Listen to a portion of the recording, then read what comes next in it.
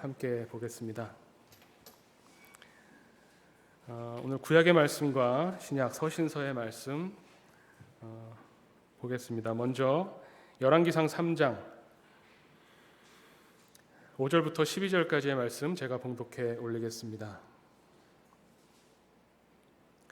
기브온에서 밤에 여호와께서 솔로몬의 꿈에 나타나시니라.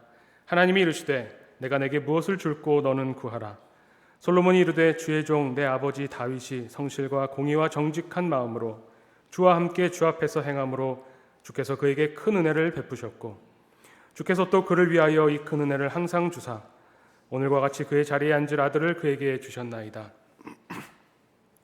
나의 하나님 여호와여, 주께서 종으로 종의 아버지 다윗을 대신하여 왕이 되게 하셨사오나 종은 작은 아이라 출입할 줄을 알지 못하고 왕께서 택하신 백성 가운데 있나이다. 그들은 큰 백성이라 수요가 많아서 셀 수도 없고 기록할 수도 없사오니 누가 주의 이 많은 백성을 재판할 수 있사오리까. 듣는 마음을 종에게 주사 주의 백성을 재판하여 선악을 분별하게 하옵소서. 솔로몬이 이것을 구하매 그 말씀이 주의 마음에 든지라. 이에 하나님이 그에게 이르시되 내가 이것을 구하도다. 자기를 위하여 장수하기를 구하지 아니하며 부도 구하지 아니하며 자기 원수의 생명을 멸하기도 구하지 아니하고 오직 송사를 듣고 분별하는 지혜를 구하였으니 내가 내 말대로 하여 내게 지혜롭고 총명한 마음을 주노니 내 앞에도 너와 같은 자가 없었거니와 내 뒤에도 너와 같은 자가 일어남이 없으리라. 아멘. 로마서의 말씀입니다. 8장 26절과 27절 말씀 봉독합니다. 이와 같이 성령도 우리의 연약함을 도우시나니 우리는 마땅히 기도할 바를 알지 못하나 오직 성령이 말할 수 없는 단식으로 우리를 위하여 친히 간구하시느니라. 마음을 살피시는 이가 성령의 생각을 아시나니 이는 성령이 하나님의 뜻대로 성도를 위하여 간구하심이니라. 아멘. 네, 오늘 말씀 솔로몬의 기도라는 제목으로 우리 함께 말씀 나누겠습니다.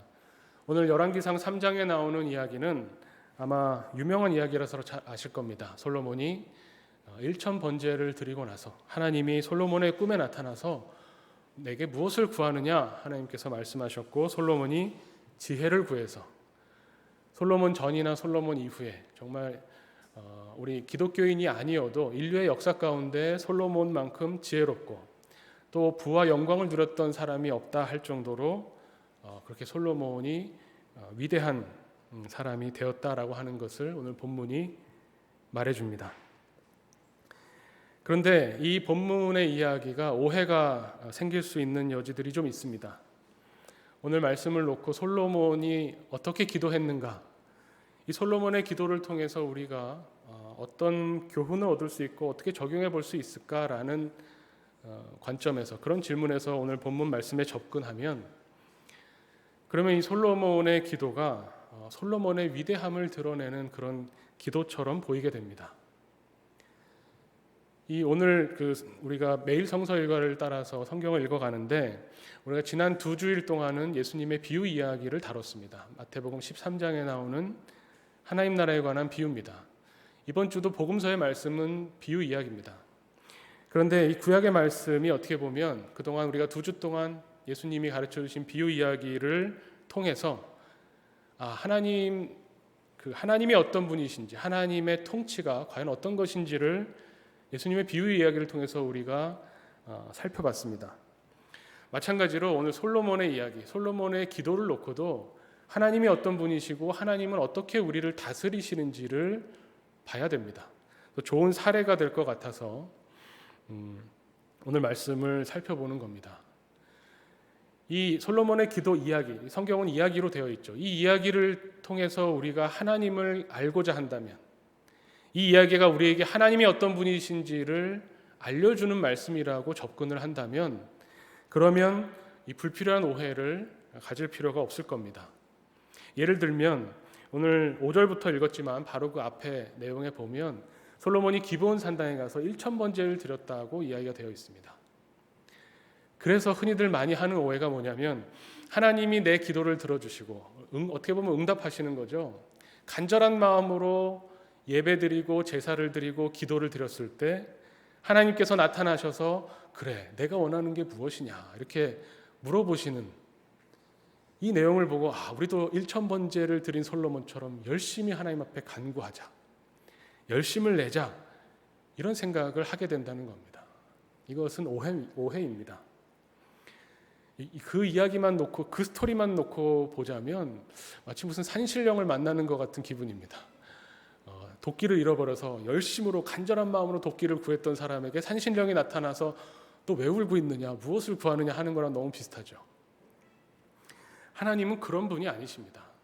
우리의 정성을 받아주시고 우리의 노력과 우리의 열심을 보시고 그것이 기특해서 우리에게 나타나셔서 원하는 것이 무엇이냐 내가 들어주겠다 하시는 분이 아니라는 겁니다. 그래서 오히려 실망스럽죠. 에너지가 많으시고 열심히 있는 분들은 제 이야기를 들으시면 많이 실망하실 겁니다. 아니, 나는 열심 내서 하나님으로부터 내가 간구하는 것을 받고 싶은데 그게 왜 아니라고 하는가?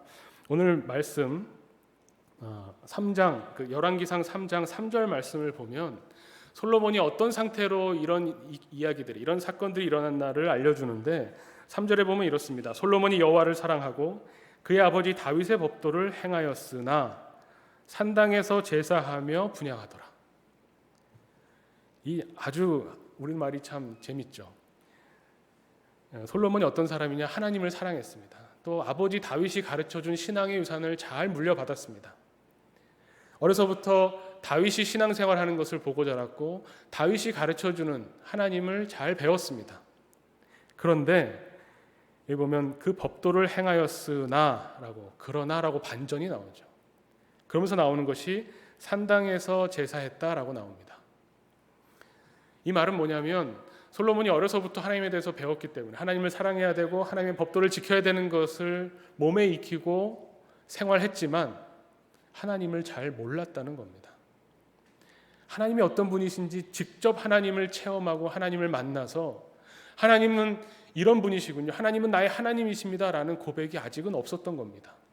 들어서 아는 하나님, 배워서 익힌 하나님 섬기는 법을 실행했던 것뿐입니다. 이 산당이라고 하는 것은 어떤 거냐면 만약에 그 솔로몬이 하나님을 어느 정도 알았다면, 하나님을 기쁘시게 하는 것이 무엇인 줄 알았다면 다윗이 이미 언약궤를 자기 다윗성에 가지고 왔습니다. 아직 솔로몬이 성전을 짓기 전이어서 뚜렷한 성전이 있지는 않지만 어쨌든 그 성전에서 하나님을 만난다고 하는 상징적인 의미를 가지고 있는 언약궤가 다윗성에 와 있었습니다. 그런데 거기서 하나님을 만나려고 하지 않고 산당, 그 중에서도 아주 규모가 컸던 기브온 산당에 가서 1,000번제를 드린 겁니다. 이 산당은 이미 가나안 땅에 있었던 가나안 사람들이 이방신에게 제사 지냈던 바로 그곳이죠. 기브온으로 간 이유도 왕인데 한 번에 한 1,000마리 정도는 잡아서 제사를 드려야 되는데 그 정도 규모를 감당할 만한 시설이 기브온에 있었다는 겁니다. 이렇게 하면 하나님이 기뻐하실 줄 알고 이렇게 많은 번제와 대규모로 성대하게 하나님 앞에 제사 드리면 하나님이 기뻐하실 줄 알았다는 거죠. 그런데 하나님은 그 이후에 많은 선지자를 통해서도 말씀하셨지만 순종이 제사보다 낫다고 하실 정도로 많은 제사를 하나님이 원하시는 것이 아니었습니다. 그런데도 하나님이 솔로몬의 꿈에 나타나셨다. 이게 오히려 우리에게는 위로가 되고 소망이 됩니다. 하나님을 어떻게 섬겨야 될지 잘 모르겠고 하나님이 어떤 분이신지 아직 내가 체험하지 못한 것 같고 그냥 교회에서 지도자들이, 목사님이나 장로님이 이렇게 해보라고 하니 그렇게 내가 해보는데 예배도 열심히 드려보고 기도도 하고 봉사도 하고 있는데 이게 제대로 하나님을 믿는 것인가 라고 생각한다면 괜찮다는 겁니다. 하나님이 우리에게 다가오시는 것이지 우리가 노력한다고 해서 하나님께 가까이 가는 것이 아닙니다. 오늘 말씀과 병행하는 로마서 서신서의 말씀이 그런 의미로 우리에게 큰 위로와 힘이 됩니다. 로마서 8장 26절, 이와 같이 성령도 우리 연약함을 도우시나니 우리는 마땅히 기도할 바를 알지 못하나. 우리는 어떻게 해야 하나님을 기쁘시게 해드리는지, 어떻게 해야 하나님의 뜻을 찾고 구할 수 있는지를 잘 모른다 이겁니다. 그런데 그래도 괜찮습니다. 왜냐하면 하나님의 영, 성령이 우리에게 오셔서 말할 수 없는 탄식으로 우리를 위하여 친히 간구하시기 때문에 그렇다는 겁니다. 솔로몬의 기도는 그렇다면 솔로몬이 열심을 내고 솔로몬이 대단한 사람이고 솔로몬이 똑똑한 사람이어서 하나님이 원하시는 것을 구해서 하나님 지혜를 주십시오 이렇게 구해서 하나님께 지혜를 받아냈다라고 하는 이런 전형적인 우리나라에도 있는 지성이면 감천이다라고 하는 이런 스토리가 아니라는 겁니다. 하나님은 어떤 분이시냐? 솔로몬처럼 아직도 하나님을 잘 모르는 사람에게 먼저 나타나셔서 하나님이 어떤 분이신지 알려주시고 소통하기를 원하시는 하나님이십니다. 솔로몬이 하나님을 잘 모르니 무엇을 구해야 할지 몰랐겠죠. 그런데 오늘 성경 말씀에서는 우리에게 무슨 이야기를 들려주냐면 하나님의 영에 감동받아서 하나님이 원하시는 기도가 이런 것이다라는 것을 우리에게 가르쳐주는 겁니다. 솔로몬의 기도의 내용을 들여다보면 솔로몬이 이런저런 이렇게 이야기를 한참 하더니 이 백성을 다스리려면 이 많은 수요의 백성을 다스리려면 듣는 마음을 좀 제게 주십시오. 다르게 말하면 옛날 개역 한글 성경에 보면 지혜로운 마음을 내게 주십시오라고 하나님께 요청했습니다. 하나님이 이것을 기뻐하셨습니다. 마음에 들어 하셨습니다. 왜 그랬을까요? 일단 1000번째하고는 상관이 없죠. 솔로몬이 제대로 하나님께 기도하고 구했습니다. 지혜였기 때문에 그럼 다른 거 말고 우리도 지혜를 구해야겠구나. 내가 지금 필요한 거 이것저것 많지만 다 필요 없고 지혜를 달라고 하자. 그러면 하나님이 오늘 얘기 보니까 부와 영광까지도 주셨구나. 그러면은 이 똑똑하신 분들은 이렇게 하죠. 기도할 때마다 하나님 지혜를 주십시오. 그러면 부와 영광도 주시겠죠. 사실은 부와 영광을 차라리 구하십시오. 돌려서 이렇게 저렇게 쿵쿵 맞고 가는 거 말고 한 번에 하는 게 낫죠. 지혜였기 때문에 하나님 마음에 드신 것이 아니라 그래서 이 하나님과 솔로몬의 대화 이 대화를 쭉 읽어보면 좀 감이 잡힙니다. 여기서 하나님이 무엇을 놓고 하나님이 좋아하셨는가? 하나님의 말씀을 들어보면요. 하나님이 11절에 이렇게 이야기하시죠. 자기를 위하여 장수하기를 구하지도 않고 부도 구하지 않고 자기 원수의 생명을 멸할 것을 구하지도 않았다. 이게 하나님 마음에 든 겁니다. 여기서 중요한 건 자기를 위해서죠. 솔로몬의 기도가 하나님의 영의 감동을 받아서 하나님 마음에 드는 기도를 했는데 그것은 뭐냐면 나를 위한 기도. 결국은 하나님 이거 해주십시오, 저거 해주십시오, 뭐 우리 나라의 평화를 주십시오라고 해도 이 나라의 평화가 왕인 내가 좀 골치 아프지 않았으면 좋겠습니다라는 의미로 구했다면 이것은 자기를 위한 구함입니다. 그런데 솔로몬은 진짜 이때 어떤 마음이었냐면 하나님께서 내 아버지 다윗을 세워서 하나님의 백성을 인도하시지 않았습니까? 다스리시지 않았습니까? 라고 하는 것부터 이야기하는 겁니다. 하나님의 백성, 이스라엘 백성을 하나님의 백성으로 살아갈 수 있도록 지도자를 세우셨는데 그 지도자가 다윗인 겁니다. 그리고 솔로몬 자신이 왕이 됐는데 사실 솔로몬은 다윗의 많은 왕자들 중에 왕이 될 만한 사람이 사실은 아니었죠. 본인도 그것을 잘 압니다. 그런데 하나님께서 나를 왕으로 세우셨으니 이제 아버지를 이어서 이 백성을 하나님의 백성으로 다스려야 되겠는데 내게는 그럴 능력이 없습니다. 하나님이 맡겨주신 이 일을 내가 감당할 수 있는 능력을 주십시오라고 하는 기도였던 겁니다. 그 말은 뭐냐면 나를 위한 결국 이것을 들어주시면 이게 이렇게 되고 일이 이렇게 풀려서 결국 이것이 나에게 좋은 것인가? 솔로몬의 기도가 우리에게 가르쳐주는 것은 거기에 목적이 있고 거기에 목표가 있지 않은 기도. 하나님이 내게 맡겨주신 일을 내가 행할 수 있도록. 그러니까 결국 이것은 기도를 드리는 이 솔로몬의 마음의 중심이 하나님께 향해 있다는 겁니다. 이 간구하는 지혜를 간구하는 이 간구에 구함의 마지막에 닿아 있는 것이 하나님에게 닿아 있었다는 겁니다. 그것이 하나님의 마음에 든 겁니다. 하나님이 우리에게 원하시는 것은 물론 우리에게 무엇이 필요한지 하나님이 너무나 잘 아십니다. 나를 위한 필요를 하나님께 구하지 말라는 것이 아닙니다. 구해도 됩니다. 그런데 나를 위한 내 필요를 위한 기도가 결국은 어디 가서 닿아야 되는가? 하나님의 뜻이 이루어지기를 원하는 데 가서 닿아야 된다는 거죠. 예수님이 가르쳐 주신 기도도 마찬가지였습니다. 하늘에서 이루어진 뜻이 땅에서도 하나님 아버지의 뜻이 이 땅에서 이루어지기를 원합니다. 그것이 궁극적인 목표가 되고 그것이 마음의 중심이 거기에 향해 있으면 그러면 그 기도가 하나님 마음에 드는 기도가 되는 겁니다. 오히려 오늘 말씀에 보면 우리가 12절까지 읽었지만 13절 말씀에 보면 내가 구하지 아니한 부귀와 영광도 내게 주노니 내 평생의 왕들 중에 너와 같은 자가 없을 것이라. 구하지 않은 부귀와 영광을 주시겠다고 말씀하시죠. 이걸 보면 무슨 생각을 해야 될까요? 이걸 보면 부귀와 영광은 하나님 마음에 드는 기도를 하면 되는구나, 이렇게 생각할 수도 있죠. 다르게 보면 어떤 거죠? 부귀와 영광은 기도하지 않아도 되는구나, 이렇게 생각할 수도 있잖아요. 부귀와 영광 굳이 구하지 않아도 됩니다. 기도해야 할 만큼 중요한 문제가 아니라는 겁니다. 성경의 태도가 그래요. 성경의 말씀에서 아까 하나님이 별로 좋아하시지 않는 기도, 하나님 내 목숨이 길었으면 좋겠습니다. 건강했으면 좋겠습니다.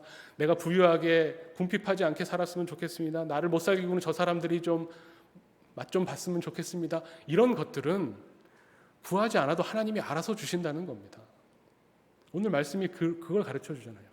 우리가 전심으로 구해야 될 것은, 먼저 우리가 구해야 할 것, 하나님의 나라와 하나님의 의를 구할 때에 이런 것들은 그냥 구하지 않아도 하나님이 필요하면 주시고 또 하나님이 필요하면 주시지 않겠다는 겁니다.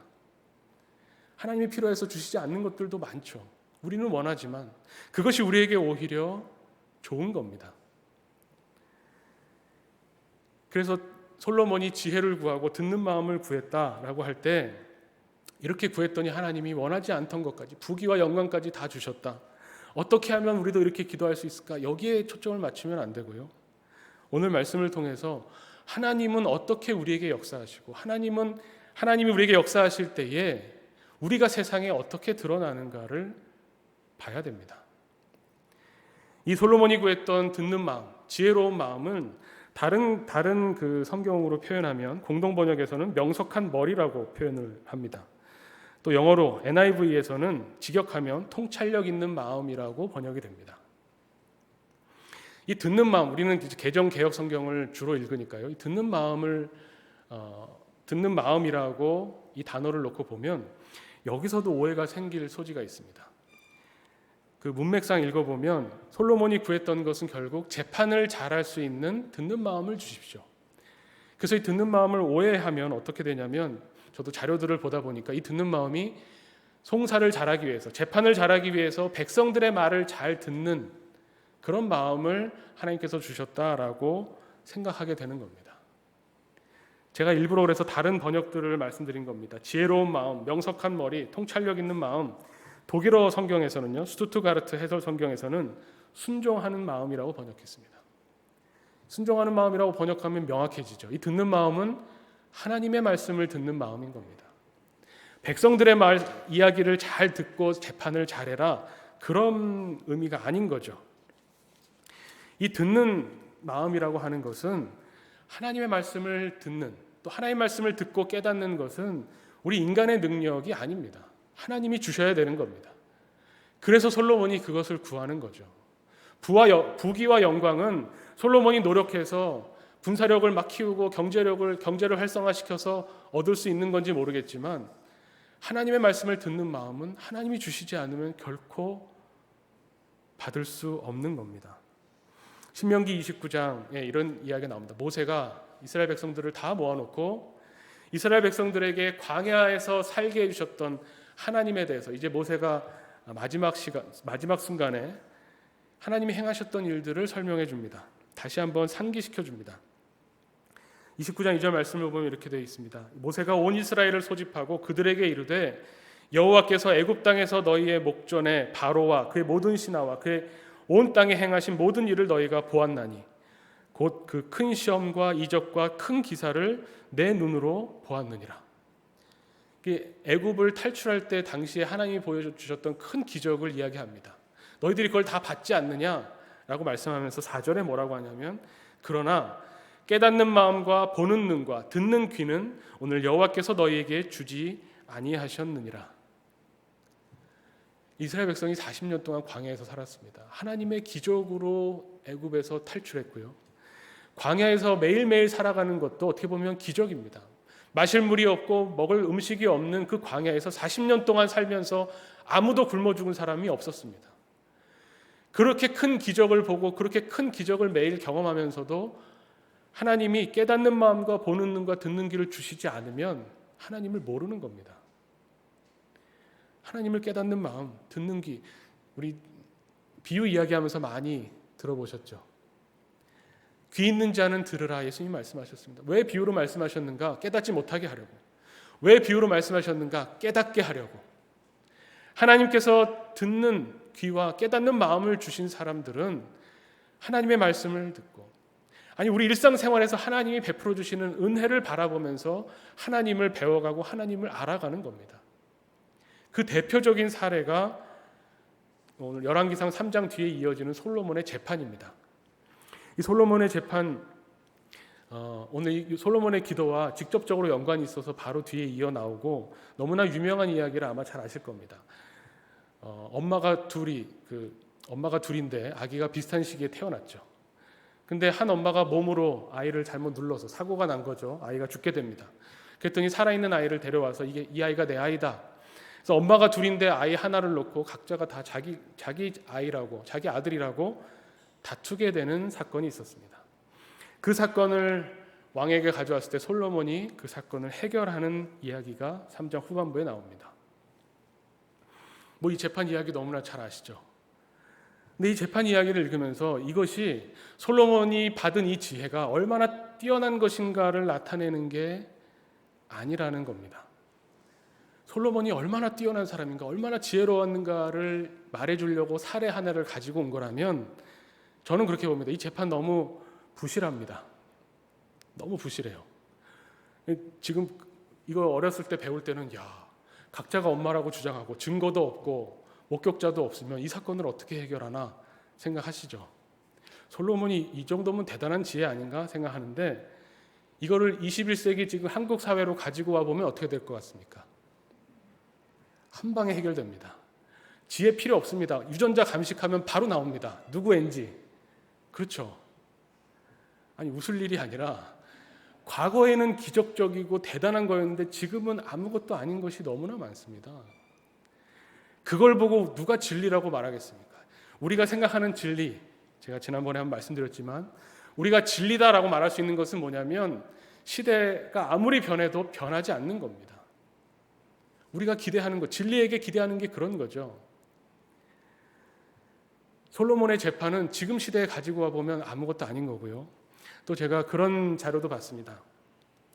변호사 중에 한 분이 이제 사회인들을 위해서 쓴 이제 법률에 관한 책이 있는데 그 책에 보면 솔로몬의 재판을 이제 가지고 와서 제가 언급을 합니다. 거기에 보면 이 지금 현대 우리나라의 변호사가 보기에, 법조인으로서 보기에 이 솔로몬의 재판은 별로 훌륭하지 않습니다.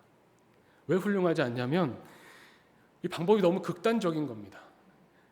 이 재판이 끝나고 난 이후를 한번 상상해 보세요. 이 엄마가 이 엄청난 트라우마를 계속 겪어야 되잖아요. 이 대단한 피해를 입힌 겁니다. 왕이 한마디 하면 반드시 실행됩니다. 그게 왕의 권위죠. 애를 반으로 갈라라, 갈라지는 겁니다. 그런 충격을 겪었는데 우리 법에 가면 100대 0 이렇게 판결 나는 경우가 거의 없으니까요. 법조인이 보기에 이 문제를 해결하는데 여러 가지 방법이 있었을 텐데 이 아이를 데려와서 이쪽 엄마한테 젖을 물려보고 이쪽 엄마한테 젖을 물려보면, 그리고 애를 관찰해 보면 그동안에 먹었던 익숙한 젖에 반응할 거 아니에요. 그런 관찰하는 방법도 있고 주변의 친구들이나 친척들을 데려와서 그 증언을 들어보는 방법도 있고 또 더 좋은 방법을 제안하더라고요. 정말 평화로운 방법. 이왕 이렇게 됐으니 또 이 아이를 잃은 엄마는 얼마나 슬프겠습니까? 자기가 의도한 것도 아니고 사고로 아이가 죽었는데요. 그러면 이 아이를 공동 엄마가 돼서 공동 육아를 하시오. 왕이 그렇게 판결해 주면 얼마나 평화롭게 이 분열이 해결되겠습니까?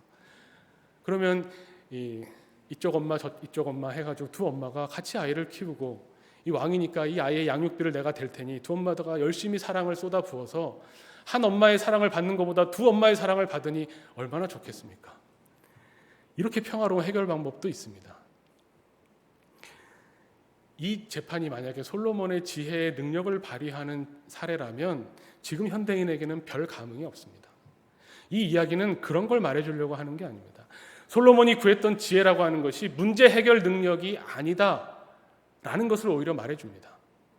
이 이야기는 뭐냐면 하나님이 어떤 분이신가, 하나님이 다스리신다고 하는 것이 과연 무엇인가를 우리에게 말해주는 사건입니다. 그래서 성경이 이 이야기를 우리에게 들려주는 겁니다. 이 이야기를 놓고 보면 이렇죠. 이 엄마의 마음. 그러니까 원래는 아이가 하나고 원하는 사람이 둘이니 이걸 반으로 쪼개는 게 어떻게 보면 사회적 정의에 합당합니다. 공평하게 분배하는 거잖아요.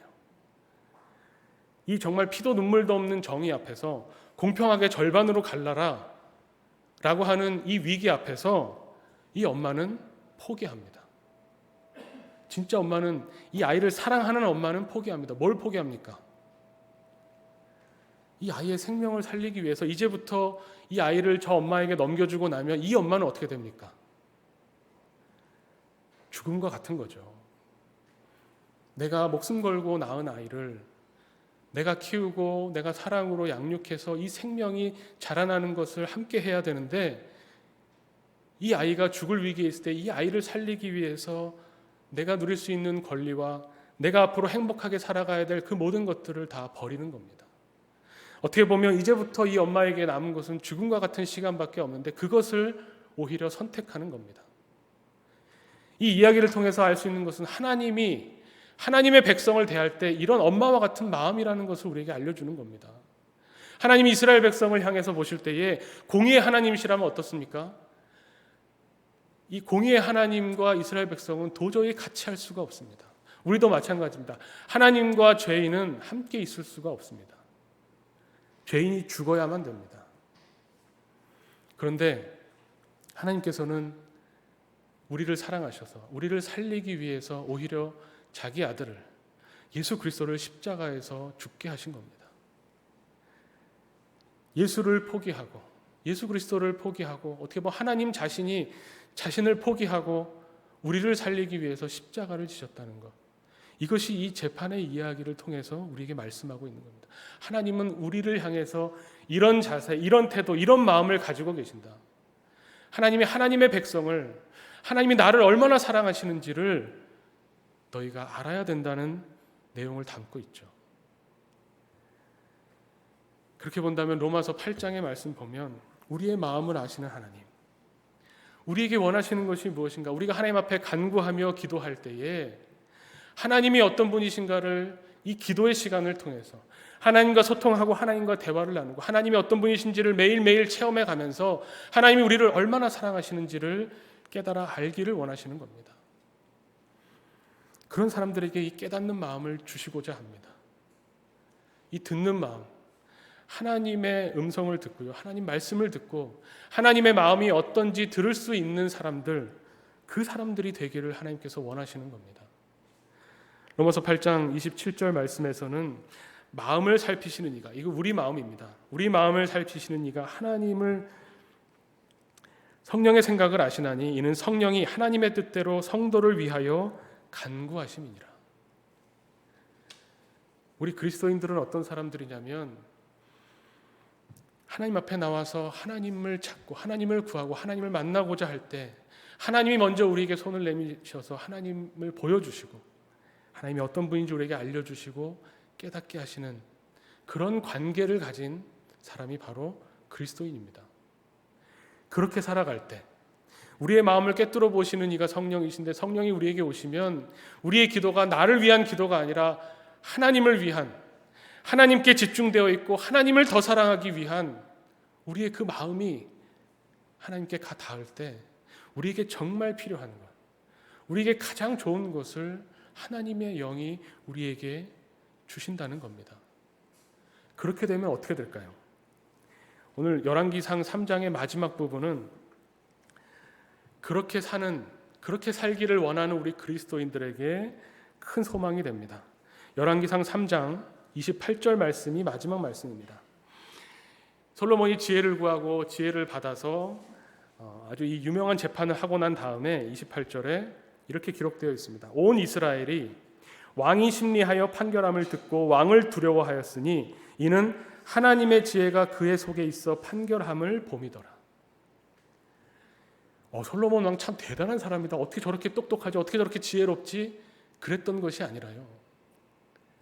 성경이 그걸 말하고 있지 않지 않습니까? 그걸 말하는 것이 아니라 이스라엘 백성들이 솔로몬의 재판을 보고 하나님의 지혜가 솔로몬 왕과 함께하는구나, 하나님이 우리 왕과 함께 하시는구나를 알게 됐다는 겁니다. 그것이 드러났다는 겁니다. 우리가 하나님께 간구해서 받는 것이 우리가 유능해져야 되는 것도 있습니다. 이 세상에서 사는 동안에 이 사회를 잘 알아야 되고 이 세상의 지식을 얻어야 되고 열심히 공부해서 이 사회가 던지는 질문들에 대해서 하나님은 뭐라고 말씀하실까? 거기에 대한 해답을 주는 역할도 해야 되죠. 열심으로 우리가 이 세상에서 노력하면서 우리에게 주어진 일들을 감당해야 됩니다. 그런데 무엇보다도 그것을 원하고 구할 때 우리가 기도하는 시간에 하나님 앞에 나아가서 우리의 마음의 중심이 하나님을 향하고 하나님을 찾고 하나님을 구할 때에, 그런 마음으로 이 세상을 살아갈 때에 하나님의 능력이 우리를 통해서 세상에 드러나게 된다는 겁니다. 세상이 그것을 보게 되는 거죠. 하나님이 어떤 분이신지를 우리가 삶으로 증언하게 되는 겁니다. 솔로몬의 지혜를 사람들이 깨달은 것이 아니라 하나님의 지혜를 거기서 보게 됩니다. 우리의 기도의 목적은 거기에 있습니다.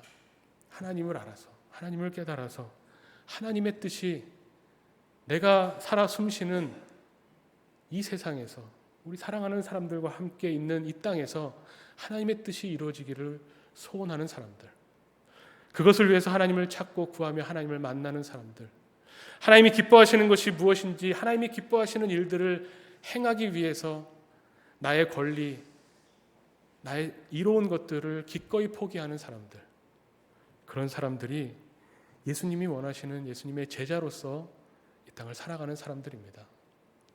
오늘 말씀을 통해서도 예수님이 가르쳐 주신 하나님의 통치가 무엇인지를 우리가 배우게 됩니다.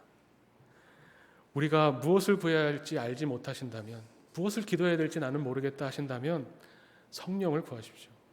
하나님의 영이 우리에게 오실 때, 하나님의 영이 우리를 위해서 간구하실 때 우리가 성령으로 더불어 하나님과 동행하는, 예수 그리스도와 한 걸음 한 걸음을 같이 걸어가는 그런 그리스도인으로 살게 됨을 성경이 우리에게 약속하고 있습니다.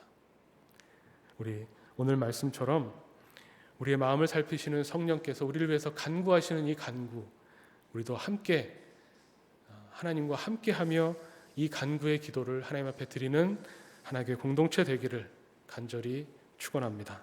함께 기도하겠습니다. 하나님 아버지, 감사합니다. 하나님이 어떠한 분이신지, 하나님이 우리를 다스리시는 하나님의 방법들이 무엇인지를 우리가 다시 한번 깊이 묵상합니다.